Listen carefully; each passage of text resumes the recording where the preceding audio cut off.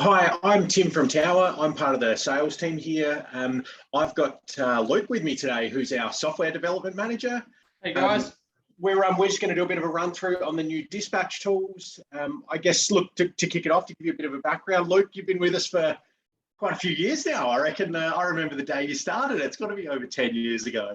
Yeah, we're getting up around the 15-year mark, which, yeah, you get less for murder. It's it's been good fun, but yeah, so.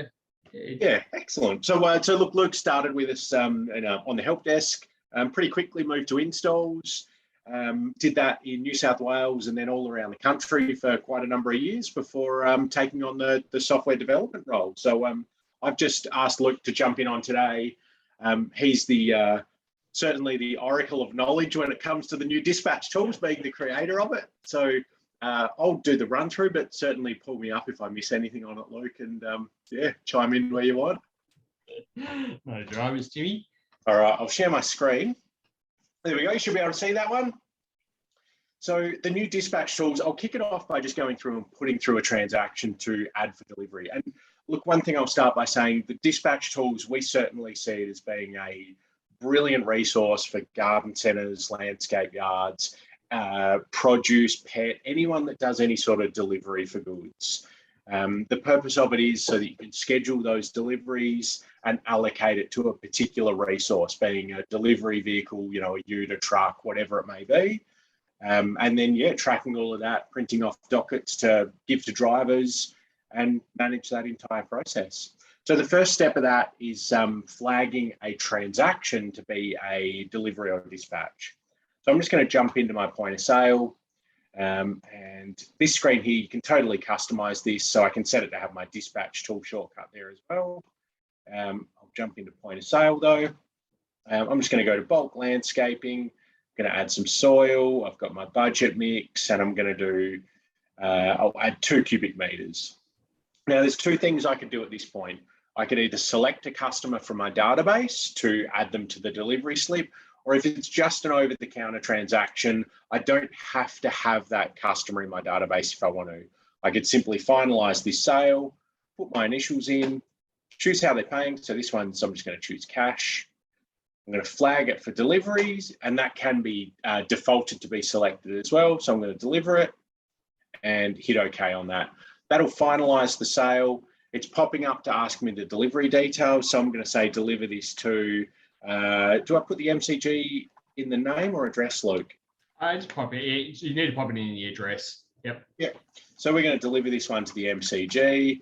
I'm not going to worry about the address details for this. It'll pick it up just based on that. I could put in my email and mobile, and I could also allocate any notes. So if they wanted me to deliver this to gate 5, I can put that note on there as well, and I'm going to schedule it for delivery. I've got my calendar over here on the right, so I'll just make this one a bit bigger. So I can see here, when do they want it delivered? I'm going to flag it as being for today at the earliest. I could specify a particular time slot. I could also choose a different date, and I've got my various resources. So this one hasn't been assigned to a resource, but I could put it on my tipper, my truck, or which resource I want to assign it to. But I'm just going to put it in for delivery for today for the sake of this one. Save that one. Just on that, if you were delivering it to a customer as well. Melbourne Cricket Ground. I want Vic. So it's just telling me it can't find the address. I just need some more info. Yep, and it's recognised it based on that. I can chuck in an email address if I want to email a copy of that through to them, and that's done. Sorry, Luke, you were going to say something on that? Yeah, so if you were doing this to a customer and they have preset addresses on their file, you can actually reuse one of those addresses. So if they're a landscaper and they've got 3 jobs on the go at any one time, you'll be able to easily select on those 3 different jobs so that you're not having to refill out that address information each time they come in. Yeah, really good point. Yeah, so I just put that transaction through. I'm just going to close out of here and now jump into my dispatch tools. And again, you can customize this screen. So I've just set that shortcut to be there. Have a little picture of a truck. So I'll jump in here. And on the left here, I can see all of my unassigned jobs. So they're the ones that I've put through that customers want delivered today, but I haven't flagged them against anything.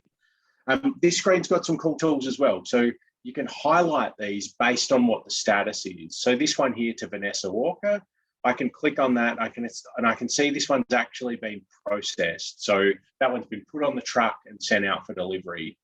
If I've delivered that, I can then flag that as completed, and it's going to change that to suit in the screen. So I can really easily get a visual snapshot of how my day is traveling, what's been delivered, what's out, and what's still to be scheduled. As I want to do these jobs, so I've got one in here for Peter Christian. I can see his address. There's a note there to make sure I call him beforehand. If I wanted to deliver that this afternoon, and I'll put it on my 3-ton tipper, I could simply drag that and put it against that one. Same goes with these other ones here. I've got my MCG one. Let's put that on for this afternoon on that truck. So I can drag that around. You can see that's allocating my map over here on the right. So I can see what path I'm taking, where I've got to head. And what I can do from there, once I've got my jobs all in order or my deliveries all in order, I've got a print option at the top here. I can spit out a dispatch run sheet. There's a couple of smarts to this. If I didn't have any deliveries for my 3-ton tipper, it wouldn't have, tried saying that 10 times in a row. It wouldn't have that automatically selected for me. But because I've got deliveries on each of those resources, they're all flagged. So I can simply preview and print those run lists for the resources. It's just going to bring up a preview of them. And you can see there, that one there, I've got that note. Make sure you call the customer when leaving the depot. I've got a signature spot so I can get the customers to sign for them as I deliver them. And these are also customizable. So if you looked at that and thought, you know what, this particular driver is always going to miss that note there, I could change the font size of that so it's going to be larger. Sorry, a bit of a grin there. You love editing these documents, Luke. Look, it's neither here nor there. And yeah, so that's my my delivery sheets. Those resources can all be managed in the system as well. So I've got my little cog at the top here to set them up. I can add extra resources in. I can flag when they're available. So my 1-ton tipper ute, that's the boss's work vehicle. He doesn't arrive until midday on a Monday and he leaves at Friday midday. So you can change those times so it's only available for delivery when it is there. So yeah, really easy to customize that. You've also got options at the top, across the top here, to change the view of this screen. So I'm looking at a 1-day view here, but if I wanted to look at a 5-day view, once you've got more information populated in here, you'd really easily be able to see where you have available windows. So yeah, quite a bit of flexibility in there. Anything you want to add at this point, Luke? Just within those resources, you can actually specify, if you are a multi-store site, you can actually specify those resources across the different sites if you need to. And then just the other thing, while you're in that resources setup, you can actually set the statuses for each of those deliveries to be either automatic based on time. You can have it set to manual, like what Tim's got here, where he manually told each delivery they've been delivered and completed, or you can have it based on Ask Operator, which gives you the option to bring up a list of all the deliveries that should have already been delivered for the previous day, and then you can just tick them to say, yes, they've been delivered. Oh, no, we've got to drag this to the current day. Yeah. So there's some smarts behind the way we manage the statuses. Really good point.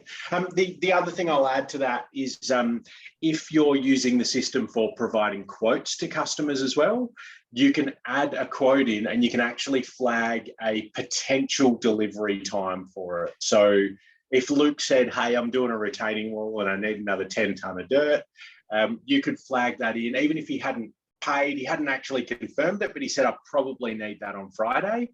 In the quote and invoice management section, you can add that in and it'll grey that section out for you so that, yeah, if you're, that way it'll give you a prompt as to whether you want to follow that up to see if he wants to go ahead with it. Just on that, it also means that it won't print on the dispatch sheets either. So there's no risk of you guys delivering goods without having an invoice finalised or payment being received. So it's purely just a block out on the calendar saying, hey, there's a potential delivery here. Yeah. Oh, and one thing I missed back in the point of sale screen when you're first putting it through, and when you're doing a quote or an invoice for it as well, you can flag what products are to be delivered. So if there was 10 different items on that transaction, maybe a bag of soil versus the bulk goods, you can flag it that only the bulk goods are to be delivered and the rest of the goods are being collected at the time of sale. Yeah, so as you click on the deliveries, you'll see it on the left-hand side, those items that are delivered. Or if you go into it, it tells you what's part of this delivery. And if there are items that weren't a part of it, that were unchecked, it will show you in there as well which ones are not being delivered as a part of this. Yeah. So look, that's the dispatch tools in a nutshell. Anything else you think we should run through on that, Luke? No, I think that you've gone through that quite well today, Tim. Thanks. I was pretty nervous, like showing it to the guy that created it. But look, I think from a development perspective, I think you guys have done an amazing job of it. Like I think we're going to see a lot of positivity come out of this, and really a really inexpensive tool, pricing wise. It is an extra on top of our base package, but $49 a month, and it's going to manage all your deliveries for you. It's cheap as chips. Cool. All right. Well, thanks for contributing to it, Luke, and I appreciate you not picking on anything I said about it. But yeah, like I said, I think you guys have done a great job. So yeah, I'll share this video with some customers and whatnot, and if anyone wants any more info on it, feel free to reach out. I'm happy to do a one-on-one presentation of it. And I can certainly go back to Luke if anyone has any questions or thoughts on what they'd like to see. So, yeah, thanks for joining, Luke. All right, no dramas. Thanks, guys. Cheers. Enjoy.